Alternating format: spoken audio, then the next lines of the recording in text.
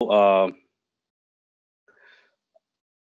the SARC actually is continuing to reach out to the alumni to make them be a part of this campus experience, or the Campus Connect, where we can actually now share our experiences as alumni, learning from what we have learned so far.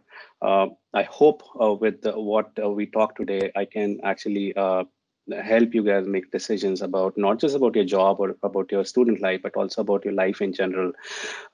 Because there are only three ways of learning, really. You learn by doing things, you learn by reading, and you learn by hearing others. This is the third form of learning today. I hope I had done most of it in my early days. I was a pretty introverted guy. I did not spend as much time in connecting with people, learning from them. But I did, I think, over a period of time, realize that, and I think my most learning has really come from the people I work with, the people I have connected with in the startup circle, in the entrepreneurship circle, in the trading circle, the Gujus and the Marwadis, in Microsoft for the last 15 years. As I begin this, I'll say find a mentor or find a set of mentors in your life, and make sure that you're continuing to learn. And learning is a journey that should not stop. Often we as individuals are not empowered to make the best of the decision. We make the best of our decision when we get into a group, and when we actually discuss, ideate, and talk. The biggest strength that IIT actually gave to me, and I hope you can also relate to it, is the amazing set of people that I came across, the diverse set of people that I came across when I came to the campus. And just by being in the company of the individuals, I actually did realize how much I learned, with the diversity of thought, diversity of depth of thinking, and the induction effect that happens with all of us really working together. So I hope you are living your campus dream, making the best use of the 4 year and the 2 year you're spending in the campus, and you are not letting lose any of this opportunity as you're going through this. So as I say this, just for me to understand the audience better. So as all of us can see, there is 65% BTech student and 35% MTech student. I'll do a quick another survey here, just for me to understand how much time you have spent in IIT already. And I am projecting this question. So you can go back to the same link that's posted in the chat, and again, help me answer with this question.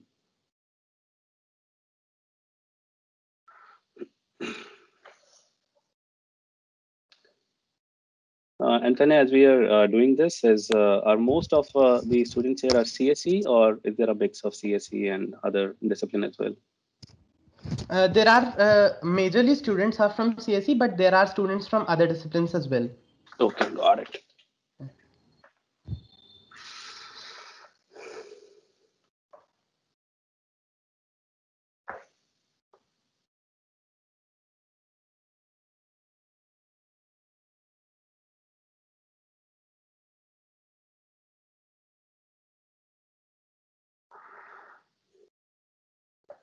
Okay, I get a sense that second year is predominantly more here, second, third year.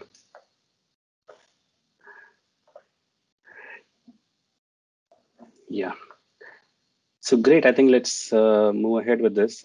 Second year really is the pivotal year in your journey in IIT, both for MTech students and the BTech students. For the BTech, it is because first year you get out of the common courses, and when you get into the second year, it's really time for you to make a bet on, or a decision, or a choice of the direction that you want to pick in terms of your specialization, in terms of the expertise that you would want to pick up further ahead in your career. And let me actually talk a bit about myself. You can continue to answer the poll. I will go back again. There are a bunch of more interactions we'll do along the way.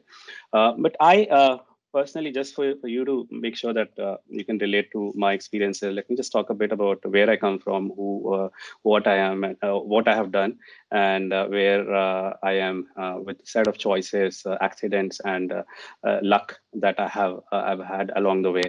And I will talk predominantly about my experiences in the campus at the IIT Bombay to make sure I can touch base with how some of the small experiences or small incidents in the campus, how it ended up having a profound effect on things that I did further ahead in my life. So I was born in this place called Siddharth Nagar, which is in Uttar Pradesh, and brought up in another place called Ayodhya, which has become one of the most popular places in these times. Back then, it was an unknown place.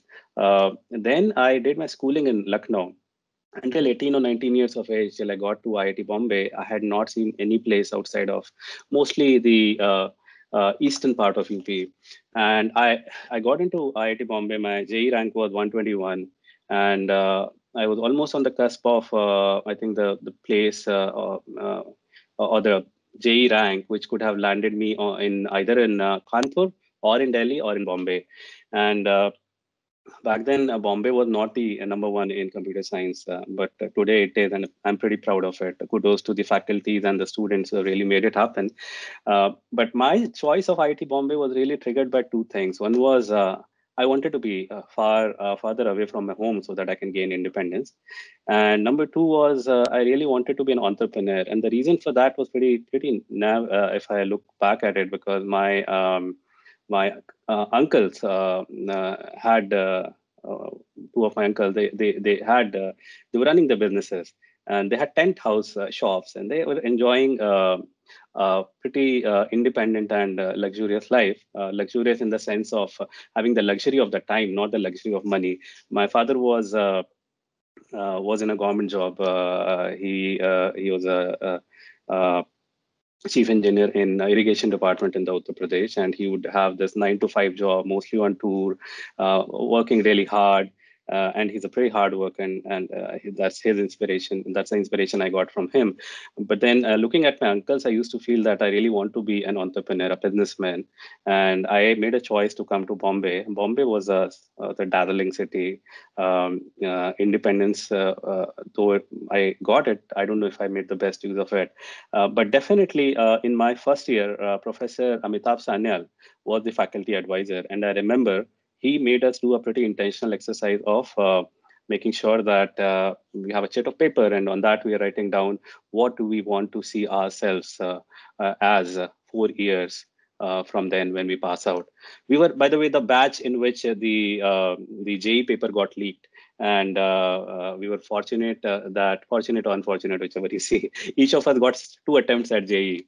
So in the second attempt, and the second attempt was in the August time. The first exam I think happened in May, the second happened in June or July, and then we finally got into the campus around the end of August. So our first year was pretty rushed up. So by the time we did this exercise of writing it down on the paper, and I wrote down that by the end of the fourth year I want to be an entrepreneur. And I didn't know how I would get there, but I think having that vision of where I want to be by the end of the four year was a pretty tremendous belief in destiny. And I keep talking about how basically when you make a desire, all the galaxies in the universe, they line up to fulfill your desire. So that starting from that day one to my end of fourth year, I somehow, if I look back, the dots got connected, and I ended up being an entrepreneur. So how did I get there? Really, I think there are a bunch of good questions that Tanay has shared with me, and I'll talk about that. But it was primarily serendipity. I was good at coding. I was a pretty hard worker. I was pretty popular because of my coding. But I got popular because of another reason. There used to be this site called Hangama.com, and I wrote the script which would go to Hangama.com, answer their poll questions, and then win a bunch of gifts. And I was the only one in the campus who had this postman visiting my dorm in Hostel 4. almost every day with a bunch of gifts, and people got curious. They asked me, "What are you doing? How are you getting this?" And I spilled the beans. My script became very popular. Almost everyone was running that script on their machine. Everyone was getting a lot of gifts from Hangama.com. Hangama.com and Contest to Win. These were two sites. And Hangama.com and Contest to Win were pretty happy because they were getting eyeballs. We were happy because we were getting free gifts. But then what happened was the proxy server in IIT Bombay that crashed, and Professor Siva Kumar. He was the network in charge for IIT Bombay. And just before it crashed, I think 2 days before that, he called me. He said, "You are the he nominated me as the secretary for the network administration for the whole of IIT."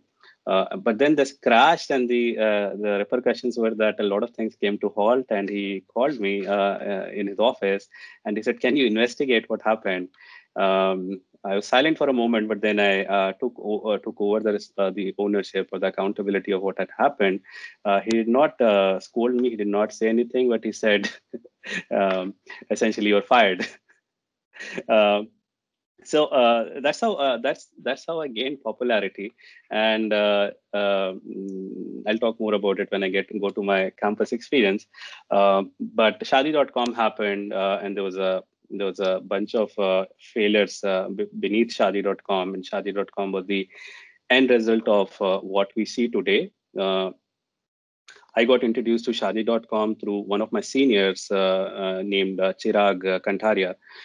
He was a pretty good hacker, 3 years senior to me. Him and I struck off a good chemistry in the old software lab during the night hacking sessions. When he would be there, I would be there, and we'll be sharing tips and tricks on how to really hack and code. We became good friends, and he referred me to Anupam Mittal, who's now who's the CEO of Shadi.com. So Anupam Mittal, Pooja Mittal, Anand Mittal were the three brother and sister trios who were doing Shadi.com. Back then, it was called People Interactive Limited, and they had their office in this place called Chira Bazaar in Bombay, in the South Bombay. So Chirag introduced me to Anupam, and Chirag essentially had a lot of his third year and fourth year load, probably because of which he was not able to give them time. I was in the first year summers or the first year summer, essentially.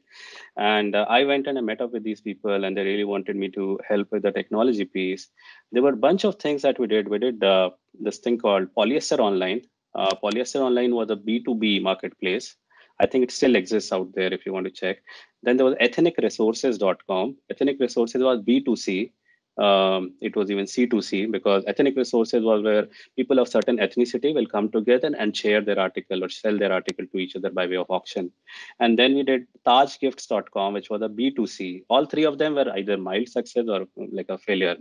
Shadi.com back then was called Sagai.com. And Sagai.com, we made a beginning. We did all the pieces of technology, but it wasn't a success.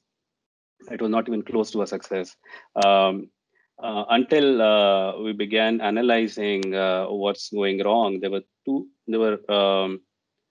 problems really. Problem number one was that we had not got our customer nail. We did not know who our customer is and who our competitors are.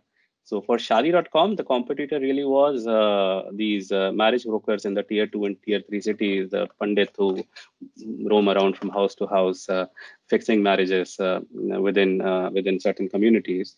That was AHA number one. AHA number two was that this was 1998 to 2000. Credit cards were not popular. E-commerce had not picked up. Indians really were pretty apprehensive of putting any payment or making any payment through any online store. So the AHA number two there was that we really cannot just survive with the online commerce website.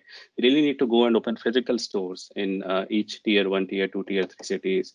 So that's what happened, and Shadi.com ended up opening tier 2 and tier 3 office places, and those really took off in a great way, because then the interaction between users and Shaadi.com was via those physical stores in tier 1, tier 2, and tier 3 cities. The second thing that happened was the change of domain name from Sagai.com to Shaadi.com. Obviously, the real purpose of the e-commerce site was Shaadi, not just Sagai. So when we changed over to Shaadi.com and made sure that we advertise it, it really picked up. And even till today, Shaadi.com has not even raised a single paisa of money from any of the VCs. And it is the second biggest e-commerce success in India after IRCTC. At least this was true until Amazon and Flipkart and Myntra, all these people really picked off in big way a couple of years back. But I think it was pretty ahead of its time, and it found the niche customer segment. Till date, it has married around 12 lakh couples. So which also is a big accomplishment. I feel fortunate to make impact in the life of 12 lakh people.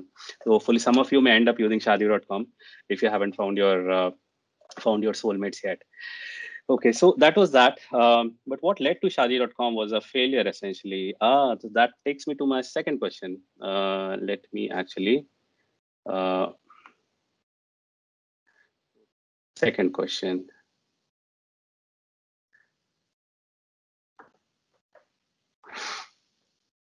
Okay, so this is the question. Did you ever flunk in any subject, either in IITs, before IITs?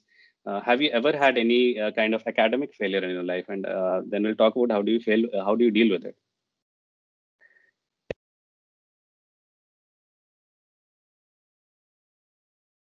I like the folks who are answering not yet. So in a way, you're acknowledging that failure is a way to success, and failure till date does not mean that you'll never fail. But be prepared for the failure in a beautiful way.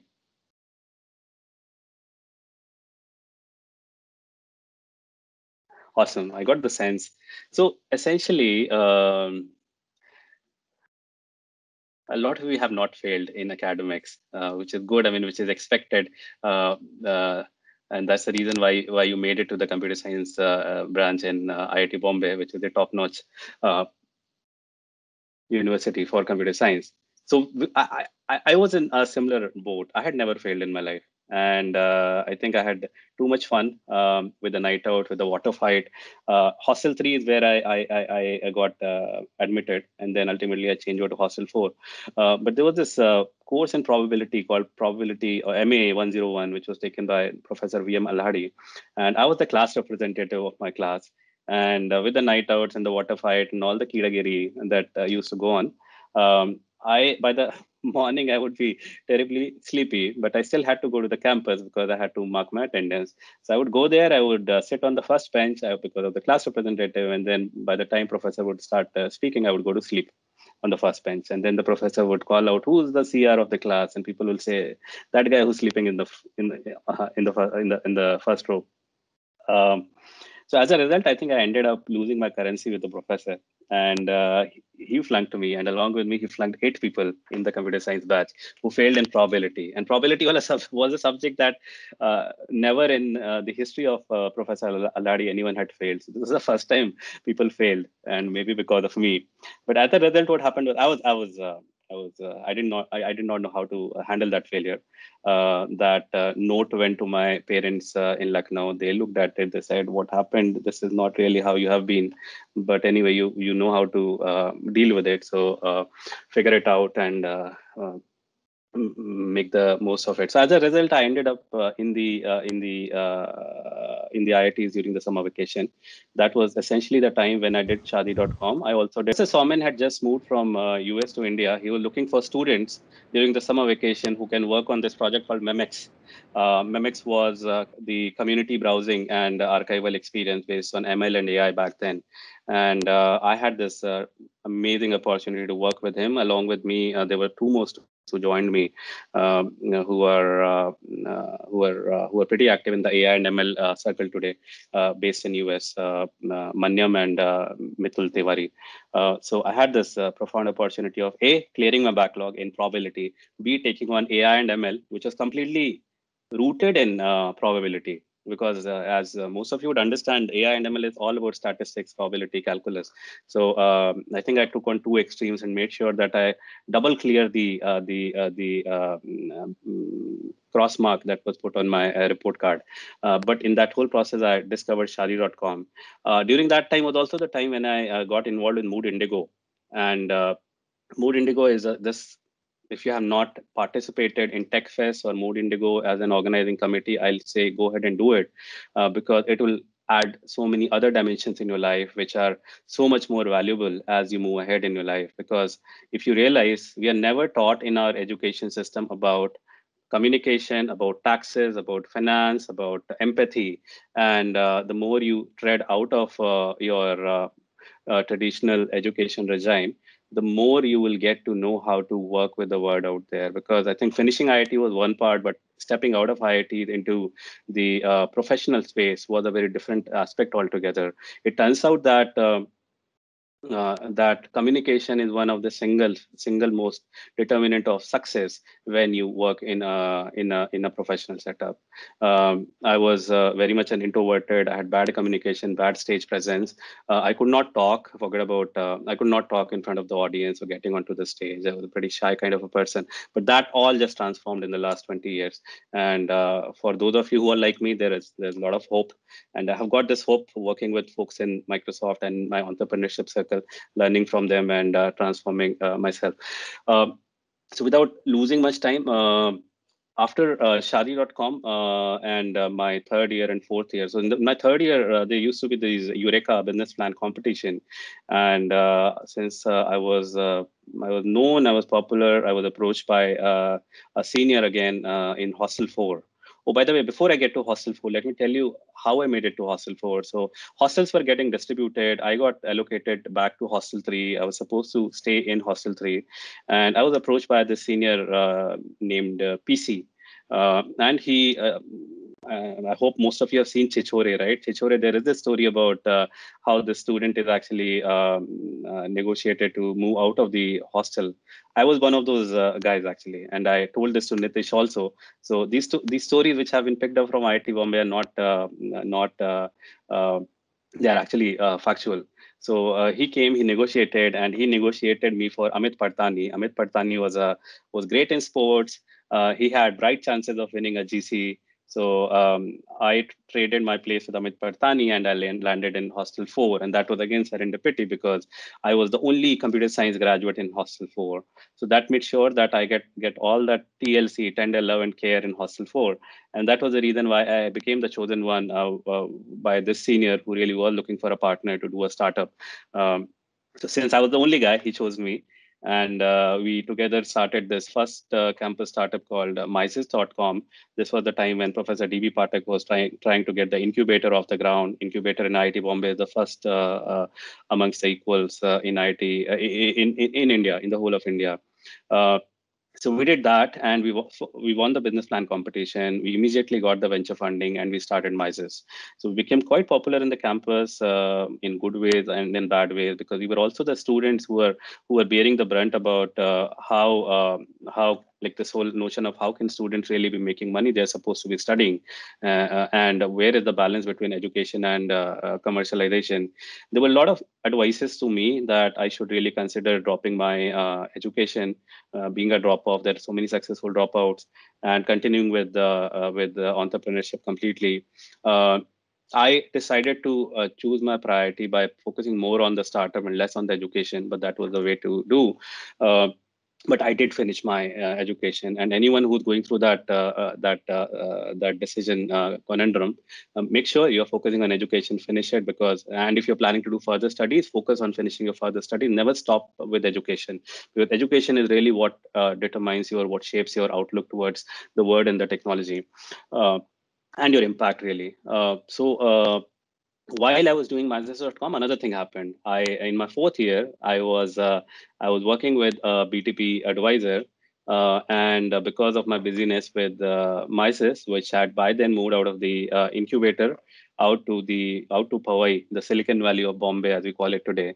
We were the first one who moved there. We were the first one who established ourselves in the Central Avenue with the office there, about the Gary's restaurant, and because of that, my presence in campus got a lot more sketchier. And my PTP advisor shunted me. He said, I'm disowning you. Don't even, you, in the last 1 year, you showed up only once or twice. So I don't think I can do a BTP with you. You don't need to finish do your BTP with me. And I still, again, did not know what to do with that, because that would have meant that I don't, I'll have, the BTP is a big part of fourth year. If you don't do it, then essentially you'll have to repeat your fourth year. So because of the relationship and the currency that I had built with Professor Somin Chakravarti, I ended up going back to him again. And I said, sir, this is what I'm doing. And my BTP is aligned with what I'm doing at Misers, because it was essentially a project about how do you really take web, mine it, and create a tree and create a reading view out of the news articles on the website. He was kind of impressed, because he appreciated that problem space, and he asked me to go ahead and do it. And Professor Sudarshan, he was my BTP evaluator. He finally I got A plus, and I finished my BTP. But essentially, in this whole journey, I mean, if I connect the dot, there were so many failures along the way, so many places where I had to be creative about coming up with a solution, and that is what shaped me at the end of my journey. Because in this whole process, I got very resourceful. But as I'm saying this, in my fourth year, I got into Deloitte. Deloitte was my campus offer. And then the MD of Deloitte, Raj Joshi, he made an offer to me. He said that, I know you are an entrepreneur, you are running your startup, but we would really want you to join us if you consider anything outside of your startup. And it was also the time when the September 11 happened, the recession hit us, and all the companies began to withdraw their offer. Deloitte did not do that. Deloitte, all it asked us to do was to stay put with Bombay, with this company called Mastech. Mastech was just then acquired by Deloitte, so they asked us to kind of hold on to the fort in Bombay until they give us our allocated location. So my location was Orange County in California. I was supposed to join them, but I think being in Bombay for some more period of time and being part of the circle outside of Bombay just made me believe more in the potential of Bombay and the destiny of why I was there. So I ended up spending more time in Bombay, and then ultimately I said no to Deloitte, and I continued with my startup journey. But as the recession was going on, I really wanted to understand how the technology marries with the functional space out there. And because technology in itself has no value until you tie technology with the function and make sure that technology is really creating impact. So I started working with this company called Zycus.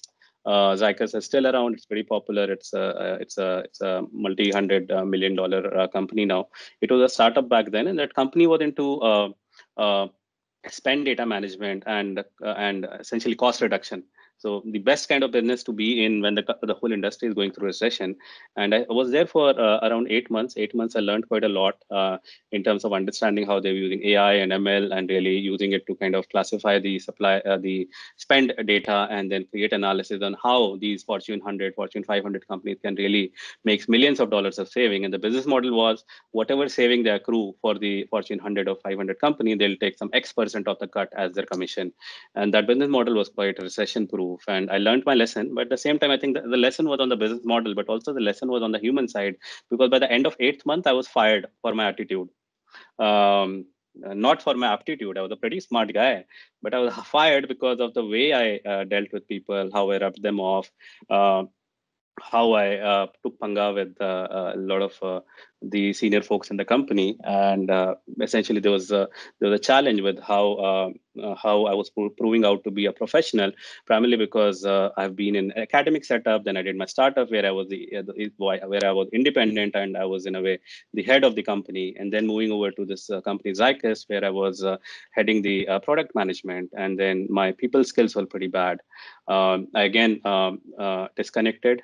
By this time, I had turned bankrupt, by the way. I did not want to go and ask my parents for more money. So I was bankrupt. I took a shelter in the small place called Surat, which is where one of my seniors had established his presence by then. He has a big textile company there.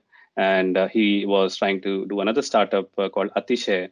And I said, I'll come and help you, but give me a shelter so that I can incubate my ideas. My next idea was really to take technology and apply it in the financial space, in the stock market. and do the algo trading, the high frequency trading that we know of it today. I had no idea about stock market. I had never traded even a single share. Forgot about even knowing the technology of it. But again, this was one of the places where I set my eye on what I want to do, and then somehow I figured out how to get there. So I spent around 4, 5, 6 months in Surat, and I helped Mayank out, and at the same time I also established my base and my resilience to come back to Bombay again and do my third startup, which was Mintoos.com. This is when I worked with the likes of Harshad Mehta and Bigwigs, and made sure that I end up finding a partner in a gentleman by the name of Ashok Jogani, and both of us partnered, and we started the first quant trading firm in India in partnership with the National Stock Exchange of India. By the time when all of this was happening, there was another accident that happened in Surat, where I made it to Havalat for a night on 26th January. On 25th January night, and then 26th January, I appeared before the magistrate, and I was let off. But it was an accident, and that's again one of the experiences that went along that shaped me as a human being and helped me better understand how to really treat life. Right. So coming into Microsoft was amazing, because I joined Microsoft in 2005. I was still continuing to moonlight with my quant trading setup. Microsoft gives you this benefit of moonlighting, where you work with Microsoft, but if your gig does not create a conflict of interest with what you're doing in Microsoft, you can do it as a moonlight in parallel. So you can essentially be doing your own startup at the same time you can be doing your job in Microsoft. So I got that privilege. I did that for around 4 years after joining Microsoft. So I was continuing to run my algo trading firm, and then I became part of Microsoft. In Microsoft, I joined as a program manager, and I did the one of the first software as services product called OneCare. Then I got fortunate to work on this again startup project called Office Live, which then became Office 365, which is now the biggest revenue making business for Microsoft. So I was fortunate to be involved with it from day one as a program manager. Program manager, for those of you who don't know, are essentially the think of them as the mini CEOs in the company. They are the one who make the products happen, working with the engineers, working with the designers, working with the product sales and marketing, and making sure all of it comes together to ship the product. So I worked on Office 365, I worked on SharePoint, and ultimately I worked on Office product portfolio, Word, Excel, PowerPoint. And then in my last gig, I worked on Visio, heading the Visio desktop product. It was again one of those businesses which was completely moved to India from Redmond. It was a business that was not doing as well. But by the time I left, in 3 years I spent on Visio, it became a year-on-year growing business in double digit. Right. So. And then I decided to venture out and do something different in my career. And from being a program manager, I shifted over to this role of what is called chief of staff. So I started as a chief of staff for this small division of 350 people in 2017. And from in the last 3 years, that scope has grown from 350 people to currently 9,000 people. I'm currently the chief of staff for Microsoft India Development Center. And one of the biggest thing I have learned in this whole process is apart from the product and the business, how do you really also develop your people skills so that as a leader, you can really become a holistic leader, because your leadership really comes from your strength in people, product, and business, all three. So last 3 years have really been about people, and this was sort of uncharted territory for me when I took this up as a career. But I continue to be a techie at heart, and I continue to spend still good amount of time with quant trading and with entrepreneurship. So that was a slightly elongated version of what my life journey has been, primarily to make sure that when I begin to address the question, I can come back and relate to it and talk about what in this whole journey really shaped me to help equip answer some of those questions. Okay, so that's my family. I have 2 daughters, and I'm based out of Hyderabad currently. Okay, so these are some blasts in the past. I got interviewed by Young Turks, by ZTV, and then these used to be these newspaper articles that used to show up highlighting how really IIT Bombay is becoming the petri dish to breed billionaires. Pretty odd and ambitious goal back then. But then you can also see the reference to the slowdown. Then IT slowdown has separated the men from the boys. So I do realize that we are almost hitting a recession in these times. There's impact on job and the whole industry outlook.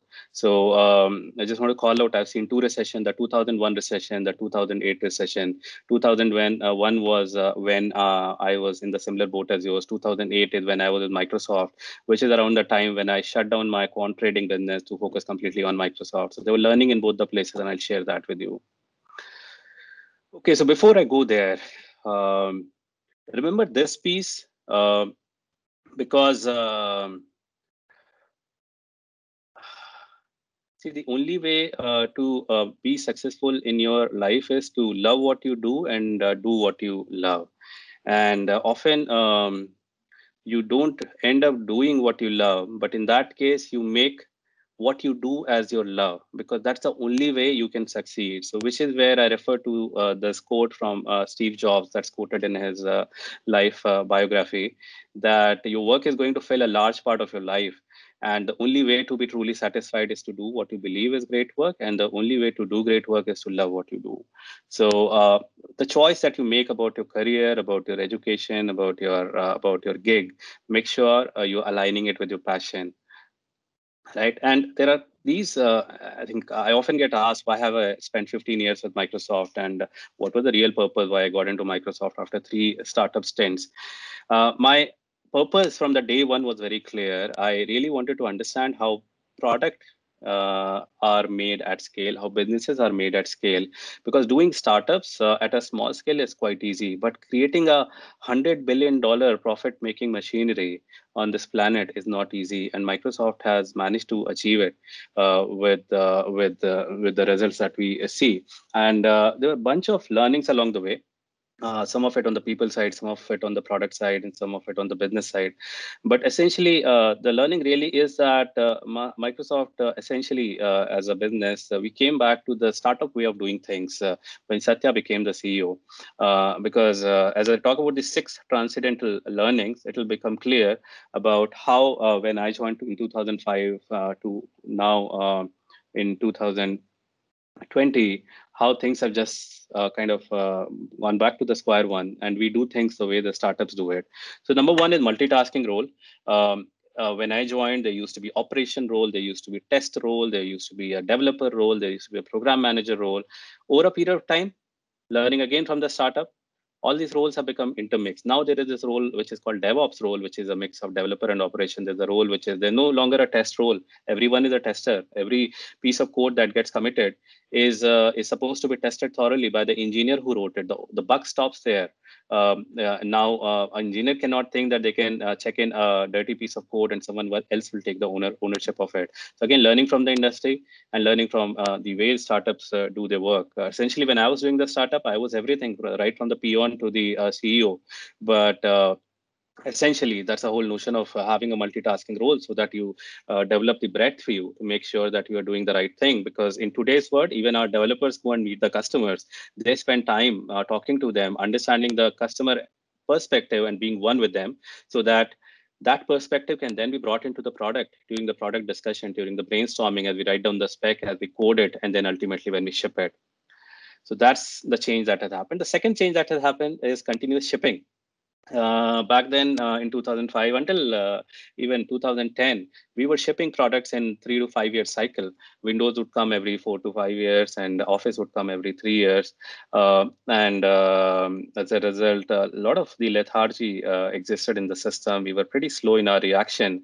I remember this one piece when we released Office after iPad had already been announced, and our marketing folks created this video which showed how the pen feature and the touch feature in Office could be used so beautifully. I mean, it was not as beautiful but they really wanted to tell a picture to the customer that you can use your pen and touch in Office. But I realized, being the program manager, being part of the office, in the 3 years we spent designing the product, we never even wrote a single line of code to make our touch or ink better. So what it essentially brings home is that by the time we envisioned our product to the time when we shipped it, the North Star had completely shifted, the industry had completely shifted, and we were not in a position to react to it because our shipping cycles were 3-year long shipping cycles. So again, learning from it, we now have shipping cycles which are completely controlled by this mechanism called flight. So we know how much we are able to flight it out to the customer. We can say that this feature can only go to 10% of the user base in US, let it go only to Fortune 500 companies, Fortune 100 companies. So we can basically essentially slice it, send it to a specific set of customers. But also we ship features with the frequency of a week and month, and some of them even multi-months, depending on how ready the customer is. But we are in this whole cycle of continuous shipping, and we've been able to transform and go back to, again, the startup way of doing things. Because again, in startups, we don't really have a V1, V2, V3 version of the product. Our features and our product completely continue to evolve, and we continue to demo it to the VCs, we continue to demo it to the customers, and that's how we essentially make sure that we are cutting edge when we're working in the startups.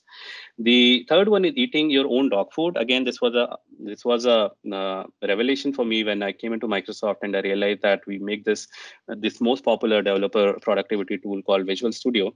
But when it comes to our own engineering processes, we had something called Source Depot, which was completely different from Visual Studio. So essentially, we were not dog fooding our own product. We were not doing it in a way where we understand and we become our own customer. But today, we dog food all our product. We are the first responders or the first users of all our products. We make sure that we have an inner circle and a dog food circle where all the Microsoft employees are part of it. And then we release it to something called Microsoft Insiders, which is our next set of high-tech customers who really want to try out features in the product. The fourth one is that data is the moat. Essentially, we had these big properties called hotmail.com, and we could have been the first mover when it came to things like online mailboxes, online services, ads. But essentially, in terms of strategy, what we ended up doing was we ended up reducing the mailboxes in the size of the mailboxes in Hotmail, and on the other hand, Google went out and gave 1 GB. We were giving 2 MB of mailboxes in the Hotmail, without realizing how precious the data is and the insight that is based on the data. But thankfully, as of today, in Office 365, we have the biggest treasure trove in form of the data. And the amount of insight and amount of analysis we do on behalf of the enterprises, where the enterprises are the custodian of the data. We don't own the data. It all belongs, and neither do we own the insights on the data. It all belongs to the. So we do the data bit in a very ethical way, in the way which lays down the yardstick for how an enterprise ought to deal with the data of the consumer as well as for the enterprises. So we do it in a pretty ethical way. There's this book written by Brad Smith, who's our chief legal officer, Tools and Weapons. If you get a chance, do read about it. It does talk about this whole industry in terms of the AI and machine learning and how it's shaping up the future, and how key it is to be ethical about how we use the data and how Microsoft is going out and doing it. Number 5 is that the consumer leads that trend. Essentially, consumers are the one who are the first adopter, the first mover. They decide what works, what doesn't work. Whatever is popular makes it way to the enterprises. This whole notion of bring your own devices became popular only because consumers were the one who were really enamored by iPad and iPhone, and they really wanted to continue to use it across their work and life. And this is another place where Microsoft was not doing well, because we had Skype and then we have Skype for Business, and they had nothing to do with each other. They were different code bases, they were different feature set. They were just branded to be Skype, but they were two very different things. Same is true for mail. We had Hotmail and then we had Outlook or Exchange Mailbox, and both of them were very different code base, different data center, different experiences. So if the consumer is continuing to use it, or say if students like you who continue to use Hotmail or Skype in your personal setup, in your educational setup, when you come to enterprise, you'll completely be surprised with the new tool who are still called Skype and who are still called, which is still called Mail, but they look very different. So over a period of time, we just made sure that whatever are the technologies that we developed for enterprises, they also become the base for developing the technology in the consumer. So both of them essentially become one and the same. And then the culture of growth mindset. I think this is another one where hats off to a company like Microsoft, which has always been resilient. But with Satya coming in, we began talking about the notion of growth mindset, which is that we persist in the face of failure, but at the same time we continue to learn with our eyes open and the ear open, and that's the whole notion of growth mindset. And I can talk more about growth mindset if there is more time towards the end, but it. Um, Okay, so before going to question, let me actually just say two of my quotes before I go to questions. Uh, okay. One is man ka ho to acha, na ho to jada acha. I think the places where things have not gone as per my wish or desire, I think have been the cornerstone in my life in terms of what has shaped me. I leave this thought with all of you because often in my younger days, in my IIT days, I would really be very anxious about things that were not going as per my wish and my desire. And I was thinking that I'm not able to achieve my goal. But essentially now when I look back, I think whatever happened back then was the right things to happen because it ended up making me better and making me also be more purposeful about the goals I wanted to achieve in my life. So this is quite profound. Please remember this. The second one is really the power of belief and how it shapes your destiny. Uh, what's your belief, they become your thoughts. What's your thoughts, they become your words. What's your words, they become your action. And what's your actions, they become your habits. What's your habits, they become your values. What's your values, they become your destinies. Between what you believe to what you're destined to achieve in your life, everything is interlinked. And make sure that your belief system is rock solid, because your belief will shape your thoughts and then your words, your action, your habits, values, and then it will become your destiny. So you ultimately are in the control of your destiny. And this is something I've realized in my last 20 years working as a professional, that if my beliefs are positive, my words are positive, my language is positive, if my relationship with people are positive, my destiny is destined to be great. Um, this one again, I think a lot of us are pretty smart people. We think we are in the best university in the top-notch course, and we think we are the smartest. I don't know about you, but at least that's what I used to think. Very late in my career, I realized the difference between being smart versus being disciplined. And this is a quote from one of my biggest inspirations, Warren Buffett. He says, to be successful, you don't have to be smarter than the rest. You have to be more disciplined than the rest. So back in IIT, I remember these people who would get up at 6 in the morning, who would go and take a bath every day, who would go and attend the colleges, who would make sure that every T is crossed, every I is dotted. I think they were really being disciplined, and they're doing good in their life. They're successful. So I'll say marry your smartness with a discipline to make sure that you can make the best use of your smartness. Otherwise, smartness just gets dissipated along the way. There's so many smart people that I see around me who have not been able to achieve their potential. And the reason for that is they're less disciplined and they're less connected. Less connected in the sense that ultimately it is you're operating in a network of people. If you don't connect, if you don't reach out, if you don't network, your prowess will never get known, and then you will not be able to reach your full potential. So make sure that this is something that you apply early on in your career as opposed to later in the life. Just quickly just show you the formula that I learned from my managing director Rajiv, as he talks about work-life balance, and especially it becomes important in the context that we're dealing with. Most of you will be around 22 years of age, 22, 25 years, 20 to 25 years of age, which is when you are really looking at building your career, looking forward to the job that you want to take. And this is typically the priority: money, work, family, and self-actualization.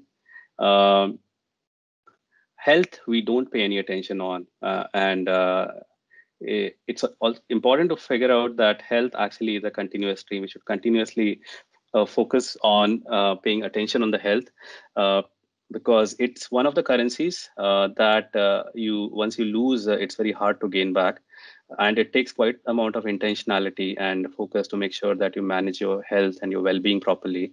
There was a time when I became 95 kgs of weight, and until, because I did not realize that health is supposed to be a priority, but that was around also the time when I started picking up all these lifestyle diseases like things related to sugar and BP and those kind of things, the early indication of it. But then I made sure I fixed my lifestyle and my health. So when you're early, the priority is really money. When you are old, the priority really becomes health, and then self-realization or spirituality, and then family, and then work and money. And from today to the time when you are old, the priority just kind of inverts. From money being the top priority to money being the last priority, because that's the time when you're really struggling with health. Uh, but it's important to realize that this change is not sudden. That this change really goes through what we call the midlife crisis. In America, you'll see people who are in the midlife, they would have divorced 5 times already. Then they would go out and buy a red car and then go and spend their time in Las Vegas. So they really are going through a midlife crisis because their priorities in their lives are inverted and they're failing to recognize or realize it. So make sure, again, this is one of the things, this is forward looking, but this was eye-opening for me because it does lay down the fact that as you move further in your career, you will be making your own family. It's important to focus on your health, but at the same time, make sure your priorities are right, so that in this whole process, you do not get disillusioned and do not victimize yourself saying, "I'm not in the right trajectory or right path." Do realize that life is a marathon, and for you to win that marathon, you need to have a long life. For you to have a long life, you need good health. Focus on your health. Make sure that you're prioritizing for the long term, not the short term. In the short term, there are people who are going ahead, they are doing things which is better accomplished which is the better accomplishment. Let that happen. Don't worry about it. Think about 20-year, 30-year time horizon. Think about the legacy that you leave behind when you are done with the most fruitful period of your life. Because that is what will give you will make people remember you, and which will give you the cherishment when you get old in life. So, what motivated you to work on this? So I think I answered this question as I was narrating my career journey. And I was talking about how ignorance was a bliss. I wanted really to be a tent house owner, and I had my brush with entrepreneurship, and I did Shadi.com, then Mythos.com. But essentially, I think having a larger than life view of what you want to accomplish, and there's a lot of research which backs this, because if you have a purpose in mind. There's this quote I'm sure a lot of must have heard about, इतनी शिद्दत से मैंने तुमको पाने की कोशिश की है कि हर जर्रे ने मुझे तुमसे मिलाने की कोशिश की है. And there is an English version of it also. But it really is true. If you make up your mind and you lay your eyes on it, it will happen. No matter how unsurmountable it may seem.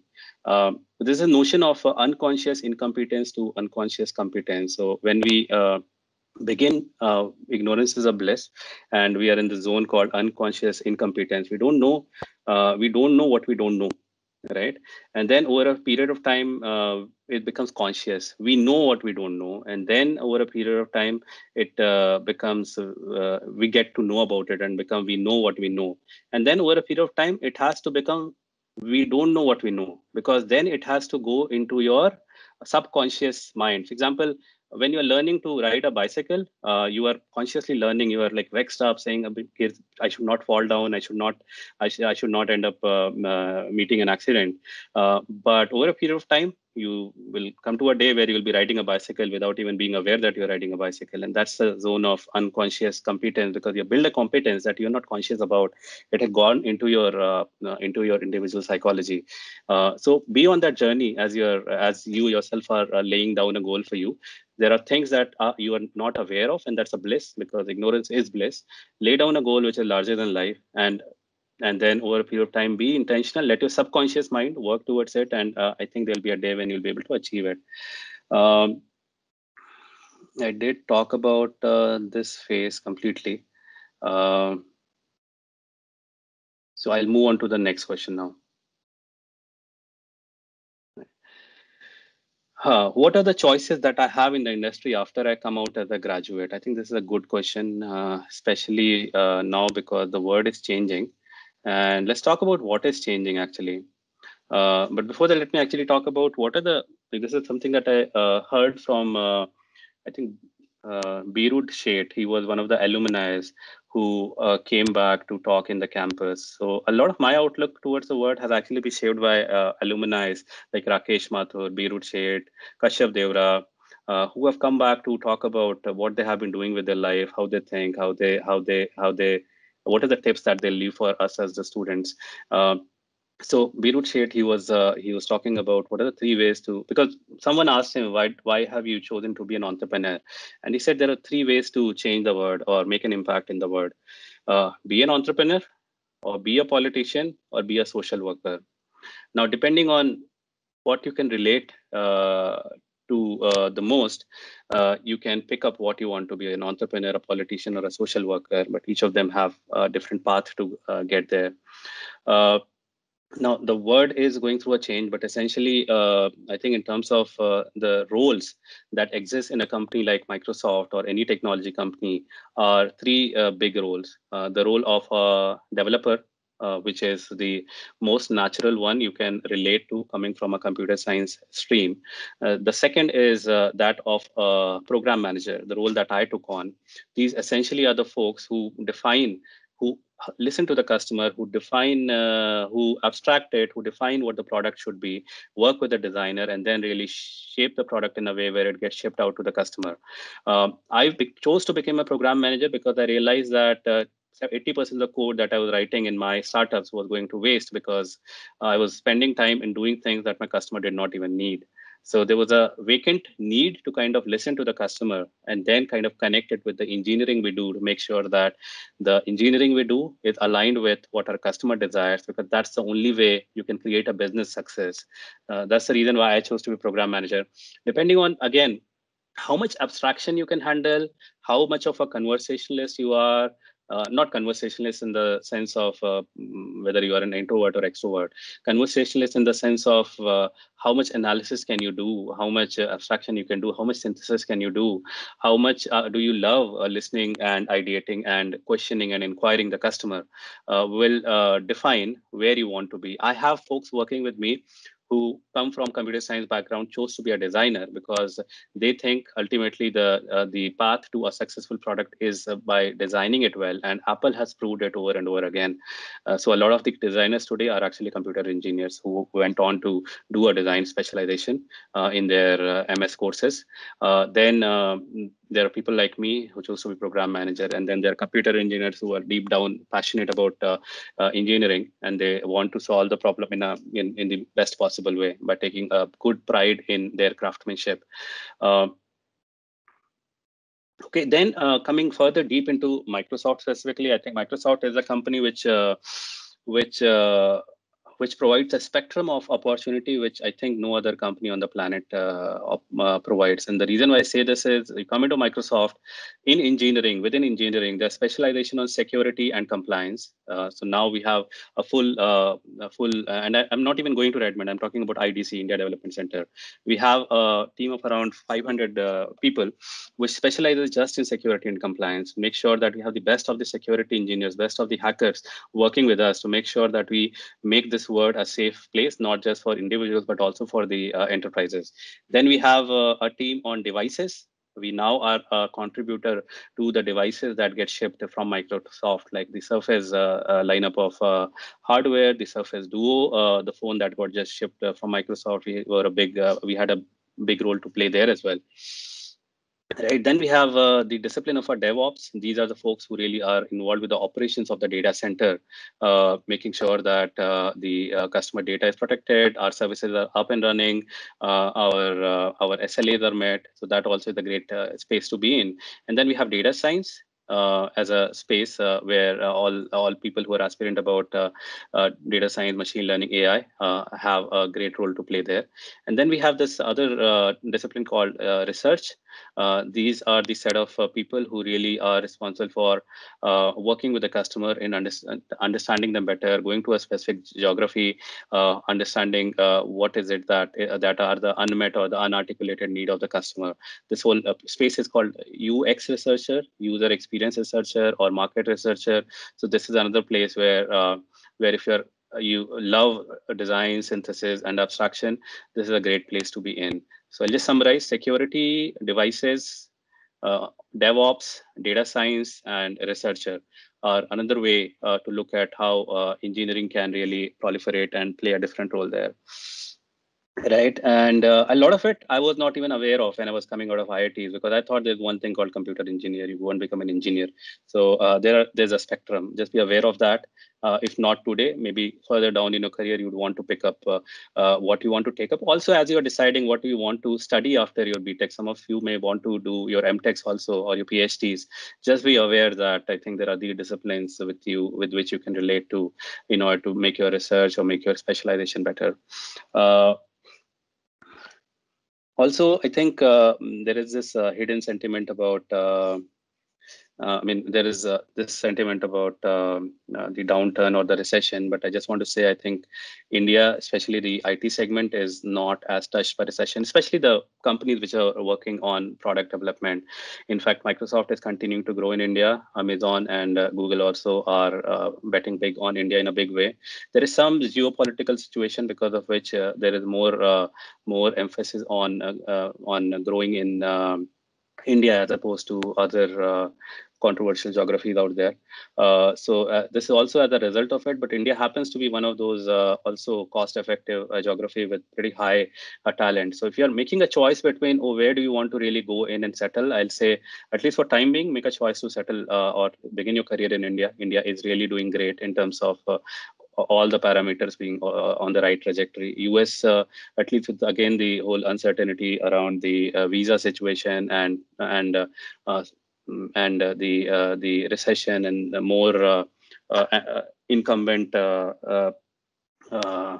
sentiment, where there is more focus on providing job to the citizens before the outsiders. There is some of that playing in, but I'll say in terms of priority, I'll say focus on India and then China.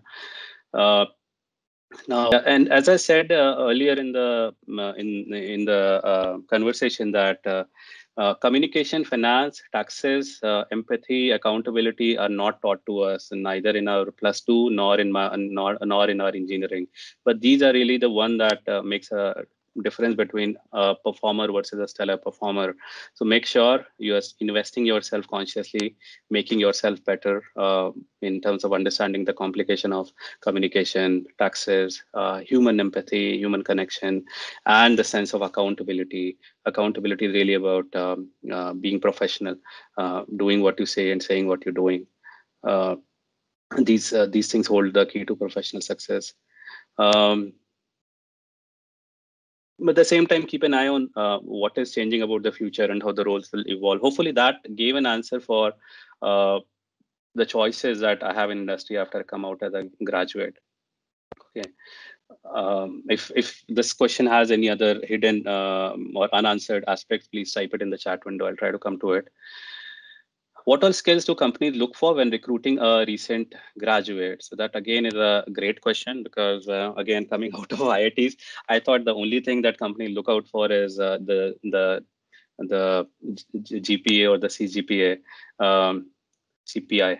I don't know if we still call it CPI then, but maybe a track record of the projects you have worked on. But essentially, I think that is only one aspect among the other 5 aspects we look out for when we hire.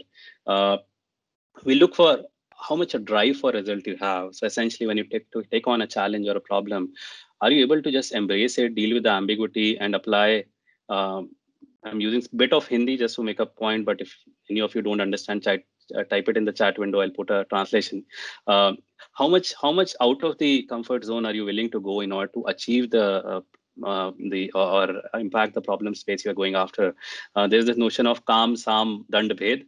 Whatever it takes, just go ahead and apply it and make sure that you achieve your results and you have the drive for that. And in achieving your result, you are not the only one who's going out. You take your team along with you. So that's one aspect that is evaluated. So if you see that during the early part of the conversation, during interviews, interviewers are talking to you, they're also trying to understand these human aspects within you. How much drive of results, the result you have, how much of a team player are you, how much do you take your team along as you are on this journey of drive for result. The second aspect, obviously, is your intellectual horsepower. how much you're able to engage, how much you're having to can have hold on to the conversation, go into the depth of the conversation. And often me as a student, when I was part of IITs, I'll treat these CAC sessions in the corridors of the hostel as a gossip or a waste of time. But some of these CAC sessions are actually quite profound because they take you into the depth and breadth of the areas that you would otherwise not explore into.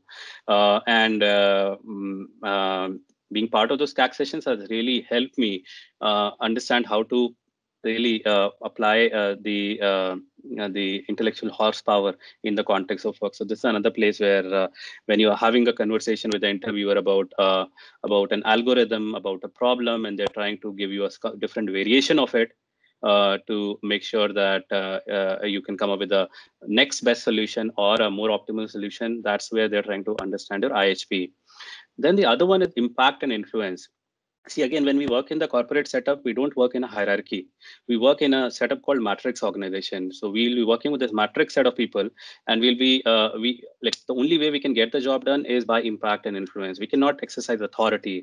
Authority only works when we are in a hierarchy, and that too also it does not work well because it ends up creating a lot of disharmony in our people relationship. So there are these succinct or silent ways of impact and influence where you would basically go and have conversation with people, understand what their sentiments are, what their concerns are. You divide and conquer, and then ultimately you get the group together and create a consensus. So that's another place which plays a big role in terms of making a hire, in terms of how much you're good with impact and influence and helping make decision, taking people along. And as I said, communication plays a good part also. So communication is not about command on language. It's really about your clarity in thinking and how well are you able to articulate that thinking. Even if you have a weak hold on the language, that does not matter. That is perfectly fine. Right. And then your grit and growth mindset. A growth mindset is this notion that, and obviously above all of it, let me actually talk about the foundation, which is the foundation of respect, integrity, and accountability. And there is this quote from Warren Buffett, who says that when you look at hiring a person, look for intelligence and integrity. Don't bother with the don't bother with the first if the person does not have second, right? So integrity is so crucial. Make sure that in every forum, be it your personal space or workspace, you hold on to that, be respectful to others, and be a heavy sense of accountability. Because in Microsoft, our values are respect, integrity, and accountability. And at any point of time, if it shows up that you are non-integral in terms of doing your work, being true to your role in your language, it actually creates a doubt in the mind of the interviewer whether you are a culture fit to come and join Microsoft. Though I'm saying it in the context of Microsoft, it is generally applicable in every professional setup you go for. Respect, integrity, accountable are the foundation. Drive for result, intellectual horsepower, impact and influence, communication, growth mindset are the influencers in terms of the decision making for the interview. Again, if there are any aspects that I haven't addressed, please write it in the chat. I'll take it up. What is the present scope in industry? Okay, so one thing I'll say is industry definitely is transforming. I think had it not been for this pandemic or COVID, the amount of transformation that we have seen in the last 6 months would have taken at least 6 years for us to get to. Education space has completely transformed. Remote tool are a big opportunity. Travel industry has travel and tourism industry, which were the evergreen industry always for last 100 years, has taken a hit. So keep that in mind. But the industry which is continuing to do great is the product industry or the IT, not IT industry. I would say IT is still struggling because of the geo politics, political situation that is active right now. But at least the product industry is doing well because this is our opportunity to make the physical divide be bridged by the digital tools that we are creating. I think the uptake of product like Teams, product like all the products that we have, including Office 365, Windows, all of them have seen a huge uptick. In fact, that's the reason why we are continuing to grow. We are continuing to hire another 1,500 people this year. And we'll be on the campus also at the IIT Bombay, make the best use of it. But essentially, I think among this whole recession, the big companies at least are not big companies in the product space are not as affected. Apple, I was expecting at least they'll be impacted because of the impact on China and the impact on the supply chain, but it seemed that also they've recovered from. Even our supply chain on Surface is completely recovered, and we are continuing to make hardware, ship hardware, because we do realize this is a need for the hour. Apart from the health and the hospitals, people do need technology. I think the usage of Windows, usage of laptops in the household where there are 3 or 4 people, each of them on their laptops, taking classes, attending to office, really needs a lot of hardware in the houses to make sure that we can live through this complex situation that is ahead of us. One opportunity that definitely is showing up, and if any of you are considering to be an entrepreneur, is really the opportunity in the field of education. I think with this whole economic divide we have in India, and with the physical space all of a sudden vanishing, we notice a void, especially in the weaker segment of the society, where the kids are not able to attend classes, their schools are not going online, and they are at the risk of losing their 1 year of their life in the school completely. So I think this is an opportunity where if any of you are considering entrepreneurship, do consider how you can bridge this gap of education. I think as I have experienced my life in last 20 years, I have realized, at least in the context of India, that education is a big influencer and is economic leveler. When it comes to the opportunities in life. The reason why there is so much of divide, economic divide in India, is because of the lack of education and the lack of a even platform for everyone to be on the same level when it comes to acquiring the education. And this situation in the last 6 months has actually created another bigger divide, because now the richer kids are able to attend classes, go online, and be part of the education system. The poorer are still at home. They don't know what to do. Their family members are still going and doing their job. And these are really blue collar jobs where they can't be at home. So do figure out how to bridge that device and make sure that as we continue in this situation, how can we really make the life of the weaker segment of the societies be better by bringing them in the fold of education. Okay. Are there any changes in the industry due to this pandemic? Is any part of the industry which has been benefited? How difficult was it to move from Deloitte back to entrepreneurship? How did you manage your finance expectations from your families? Yeah, that's a pretty good question. Yeah, so I talk about this notion of risk appetite and your financial cushioning, because if you don't have that, I think you cannot take risks in your life. And coming from the family of the non-business family or the family of white collar workers, I did not have as much of a cushion to go and start my business. So essentially, when I was aware of these constraints. So when I was doing my entrepreneurship, I really wanted to do a business which is profitable from day one.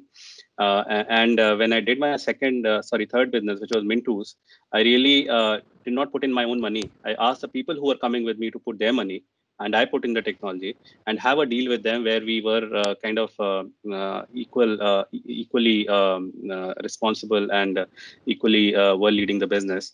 But when I started that business, we were cash positive from day one, because it took me kind of 6 months to develop the software, which is when I went into a low cost geography like Surat, working part-time and helping my friend Mayank in that process.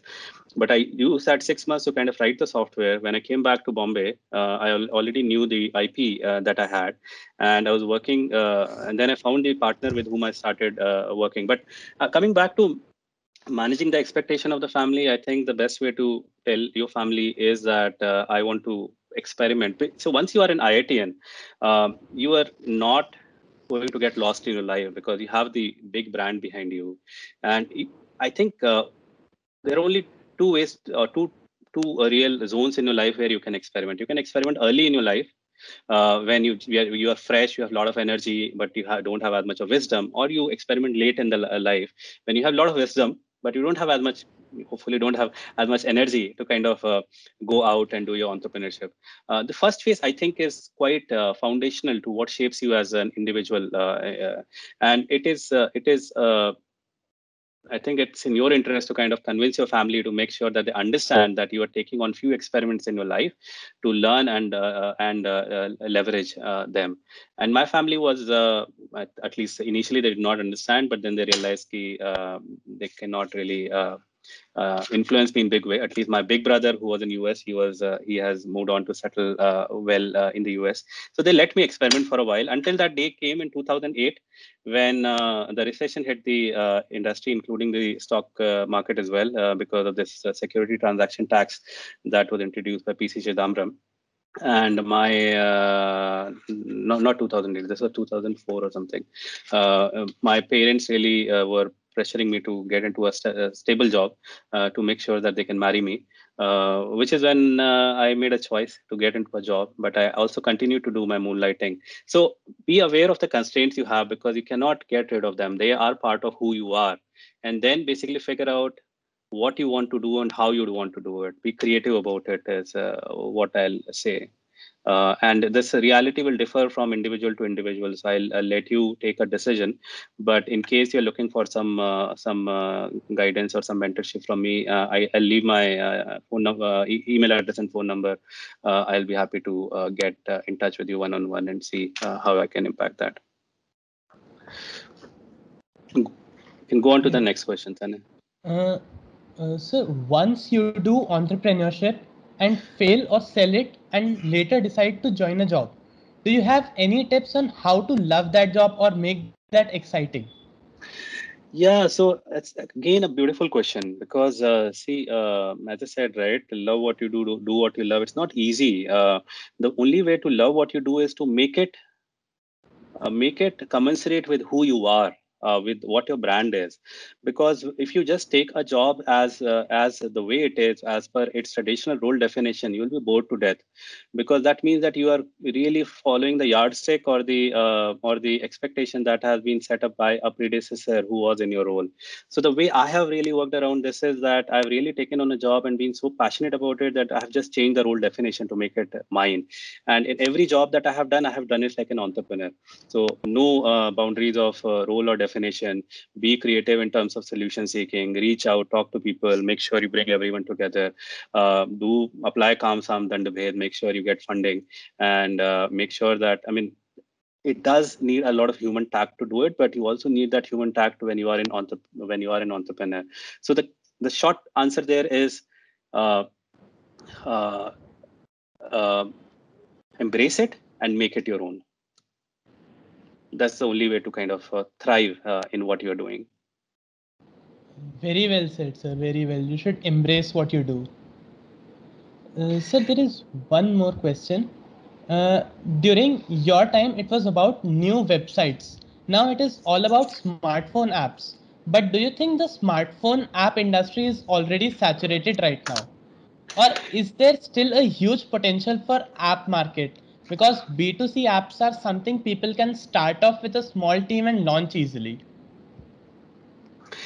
Yeah, see, depending on which segment of the user base you're looking at, the opportunity will look different to you. If you're looking at consumers, the interface to consumer is through an app, right? But if you're looking at the next billion user, the interface to the next billion user is through artificial intelligence. And the only way to get there, especially with the kind of background all of you are coming in with, is to basically kind of go deep into data science and artificial intelligence and its application. But as I'm saying this, for example, I'm continuing to pursue my passion with quantitative trading. And quantitative trading, for those of you who are not aware, is really about how do you marry the mathematics with the computer science and apply it in the field or the domain of finance in the real-time trading. And there, if you really go, there is an immense potential in terms of how you really take data science. And the data science is real there because you get live data about stock prices, about people spend and purchase habit, about the world economics, the macroeconomics, and it's continuous because the stock market opens in New Zealand and then in Japan and then in Malaysia, then in Singapore, Beijing, India, and then Middle East and Europe. So it's a 24-hour cycle. And then there are multiple markets. The market like currency market, the commodity market, the bit currency market, the stock market, derivative market, option market. So if you really love computer science and you're really looking for application of computer science, I'll invite you to kind of go deep into the application of computer science in a field which makes the best use of it, which is quantitative trading. It will give you a kick if you do that. But other than that, you are absolutely dot on. I think the apps are dime a dozen, and they will sooner or later kind of die the death because there are millions of apps, but there are only probably 10 or 20 which are popular and which people end up using. When essentially it is important to go for what is called the network effect, and you should go for the user base. There is this whole notion of network effect if you're really looking at building a business and a large scale big grade business.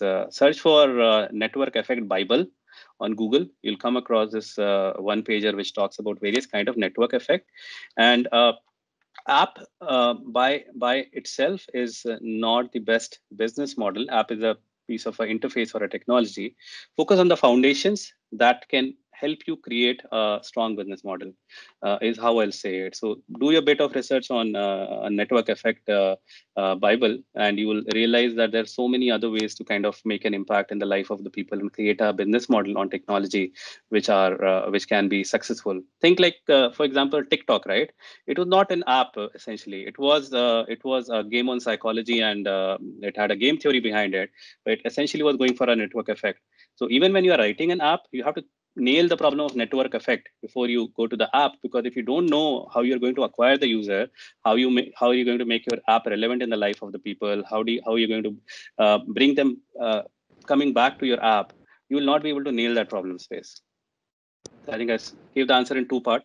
The best use of the computer science, mathematics, and the human psychology is in quant market. Second is, don't go for the app, but go for the business model or the success underneath the app, and then app will be a byproduct of it.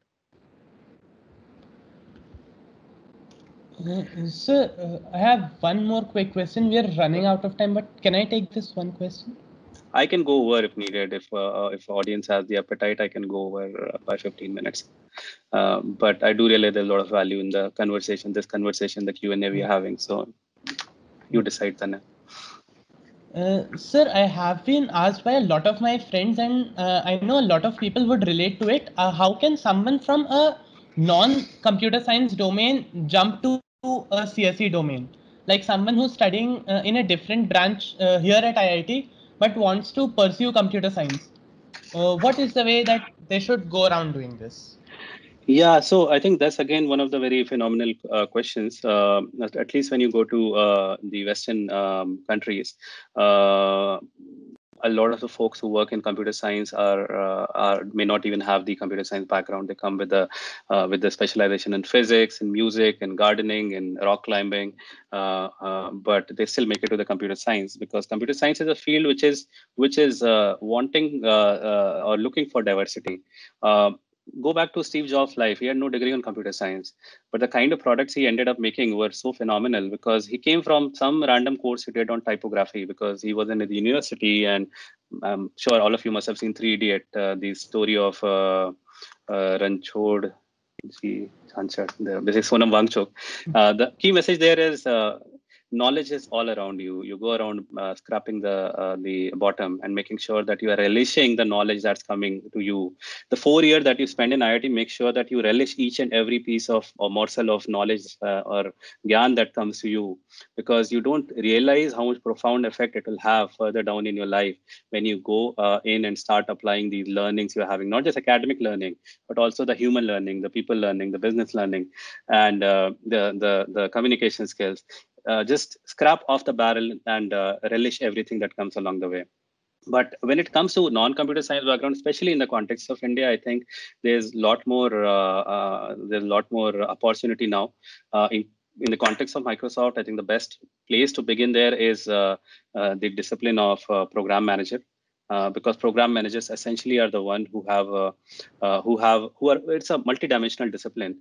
You need to have a good understanding of computer science, and the good conversation, good understanding of the business environment, good understanding uh, of engineering in general for you to become a program manager. And the kind of diverse field that we are proliferating into, we are also begun hiring mechanical engineering, electrical engineering, because our vision really is to have one day where we start manufacturing surface devices in India. So we have a team of critical mass here, which is not just software engineer, but also mechanical engineer, electrical engineering. So if you are in engineering, deep in engineering, there's opportunity, but in a less way. But a good way to begin your career there is program management. Well said, sir. Well said. Sir, there are. Will quantum computing and its applications take off in the near future? Is studying it worth it from a financial perspective? Yeah, good question. Let me. There was this ninth question that you see on my screen, right? Let me answer that. Then I'll come to quantum computing. I think both of them are related. Yes, Uh, sir. right. So, what are the financial aspects of a career in computer science? So, one thing I'll say is it is the future, because every company in the world ultimately is a is a is a is going through digital transformation, and each of them is a software company, as my CEO Satya says it. So this field has immense potential and immense in depth. And if you think about what is a superpower today, and as I was analyzing it, I think definitely your health. You can become a superman, a superwoman, if you have your health in your control. You're disciplined about it. And second is you are calm and focused, because calmness and focus in today's world is a virtue. And the third is you have a good hold on a discipline like computer science, which is future looking, and a discipline like data science, which holds the key to the human insights, which can help really make a decision for you. What will change as a result of quantum computing really is the speed and the mechanics of how computing gets done, which means that a lot of things that actually takes hundreds and millions of hours and years for us to solve will actually get solved in a shorter period of time. But I'll say if you are really looking at application of quantum computing, those applications, at least the way you apply it, will not change. I think the computer languages that will be applicable in the context of computer science, Microsoft is already talking about QHash and is also kind of making it public about how you can really program on top of quantum computing. So quantum computing is something that will not be on everyone's laptops and desk. It will be in data centers. You'll be able to connect to it. You'll be able to program. You can make your things run much faster. The paradigm of financial market, the paradigm of risk, the paradigm of security, all of that will change. But if you really want to go and engineer quantum computing, I think it's definitely worth pursuing. But if you are really looking at it from a application point of view, that paradigm is not going to change much. So I'll say be aware of it, but stay grounded in the reality, because this area of quantum computing is still it will take around next 5 to 10 years for it to become a reality and come to life. But the applications of the core applications of data science, the core application of finances and cryptocurrencies, all of that will continue to work the way it is working today, but it will just take a leap of speed and computing as to computer quantum computing. Yes, sir. I feel that all the students have all their doubts and anxieties answered. Thanks a lot, sir, for this session. It was a really informative one, and we have a lot to take home. to get such close insights and such valuable pieces. We shall definitely inculcate all these activities in our lives and we shall greatly benefit with them. Thanks a lot for guiding us on this, sir.